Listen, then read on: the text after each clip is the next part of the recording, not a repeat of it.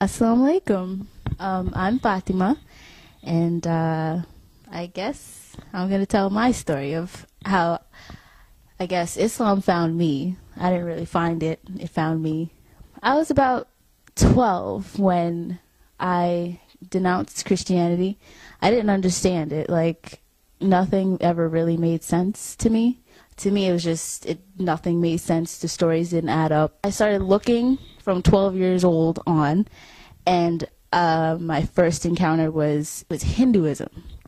And my friend was trying to explain it to me with the dot and drinking cow pee and stuff. So I was like, all right, nope, this is not for me. I don't like it. So next, I waited till I got like maybe 14, 15. Then next was Wicca. Of course, I'm in high school, of course, and you got all these other influences. So I'm in high school learning Wicca from my friends and the candles and all this other stuff. So I was like, all right. My friend one day at lunchtime gave me a necklace with a circle and a star. So, I put it on. I was like, oh, okay, they have it on too. So I put on the necklace and I tripped up the stairs. I failed my test. And when I got home, my mom gashed her finger. So I guess it kind of scared me a little bit. So I ran outside to the nearest sewer, ripped the necklace off, and threw it in the sewer. So then after that, I get to, 16, 17, and I figure, okay, let's try something else.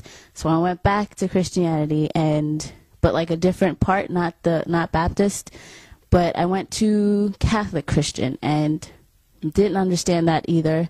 It was the same thing. So I still felt lost and felt like I had no direction at all. So I figured if I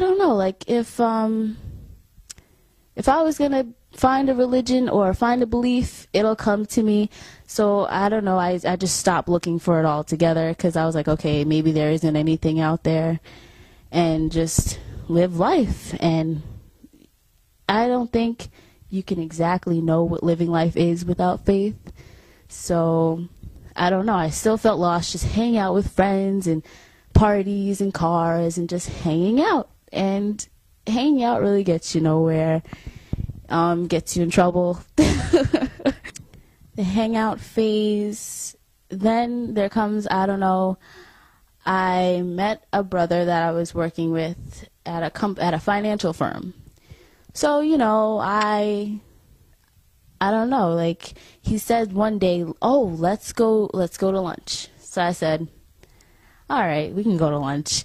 So he takes me to, a gyro place. And the gyro place had, like, the Quran's at the door, but, like, I walked in there and I'm wearing, like, the mini skirt and had the big hair and the big nails and everything. And I walk in there and a guy behind the counter looks at me like I'm crazy. And I'm like, no, looking at him like, I'm the normal one. I don't know what he's looking at. So, we get the food. I look at the place where they had the Qurans, and then I walked out. I looked, but then I just walked away. I didn't know what it was. I was like, okay, Quran, all right, walk out. So the brother, he picks it up and takes it out. So we get to the car, and he's like, I want you to read this. And I look at him, I was like, when's the last time you see me read anything? So he's like, no, please just read it.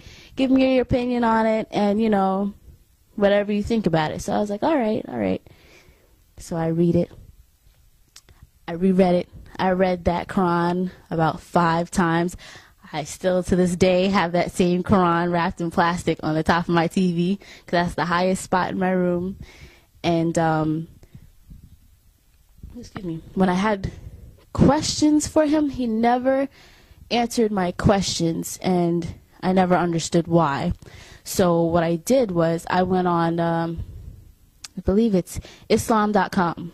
I went on Islam.com, and I would just look, Google, internet. The internet was everything, because I had no one I had no one to teach me anything. I didn't know any Muslims. I was by myself searching.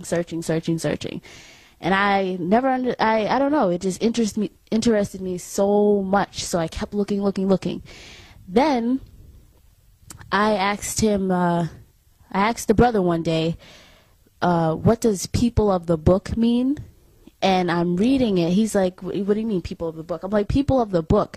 It says in the Quran, people of the book. And he's like, well, the people of the book are like, like you. I was like, what do you mean me? Like feeling like I did something wrong. And I'm like, what do you mean? He's like, oh, like Christian, Jewish people. And I cried. I was like, oh no, I'm lost. There's something wrong here. I was like, why didn't anybody tell me? How come I've never heard of Islam? I've always seen the girls with their hair covered, but never understood why. I'm like, okay. I never thought it was weird either. I thought it was kind of interesting. I'm like, okay, there's strong women. They could wear that all day. But after he told me that, I think that's the only question he ever answered for me. Then I remember one day just being so frustrated at the fact that I didn't know anything, didn't know how to pray, couldn't pronounce the words. I wrote it down, looked at the moves on the internet, but I couldn't pronounce it. I didn't even know what Arabic was. I didn't understand. So I walked to the 99-cent store because I knew my friend worked there. And I remember I went to high school with her and she was Muslim. So I went to one of my friends and I asked if she worked there. And she's like, oh no, she doesn't work there anymore, but I can take you to a sister. So she takes me to the sister behind the counter. The sister behind the counter tells me she didn't know English good, and she takes me to the manager. So I talked to the manager, and I believe I was in that store for a good 5-6 hours talking to the manager, and he ended up inviting me to his house. And after I got to his house, I met his wife. We ate dinner. Talk. I left there with books. She taught me how to put on a hijab. She gave me my first hijab. I didn't leave till about 2 o'clock in the morning. But I learned so much. I learned how to pray in that one day because I guess of repetitively trying to figure out how to pronounce the words and knowing the meaning and putting the movement with the words and everything. It was a little easier when somebody actually shows you. So I learned to pray. I started doing my 5 prayers, and of course I had a hard time with my family because, of course, the whole covering thing, and they're all Christian, and now I think I'm the only second Muslim now. And I don't know, I mean, to have your family kind of like do that to you, yeah, it hurts, but if you just hold on to your faith, just hold on to it so tight, you won't feel alone. You won't feel like, oh, nobody likes me, nobody loves you. Yeah, somebody loves you. Somebody way up there loves you. And I don't know, you can like feel the love. You can feel it. But I love Islam, and Islam changed I'm getting emotional. Islam changed my whole life. Like, I have goals. I'm calm. I actually care. I take care of what I'm wearing and everything like that, and reading. And to this day, I'm still learning. I took my Shahada offline, by the way. I took my Shahada offline. I wrote it down, like I put my ear to the speaker because, my mom was home and she didn't really agree. I didn't tell her, I told my dad first, but I put my ear to the speaker and I'm listening to how to say it. I go in my room and I took it by myself. On April 15th, I think, 2 years? It's 2010? 2007, I believe. That's when I took it. By myself in my room after listening to a speaker and a Muslim couple that helped me how to pray and learn, and I don't know, they gave me my first janamaz, my prayer rug. They're great people, and I don't know. Islam is great.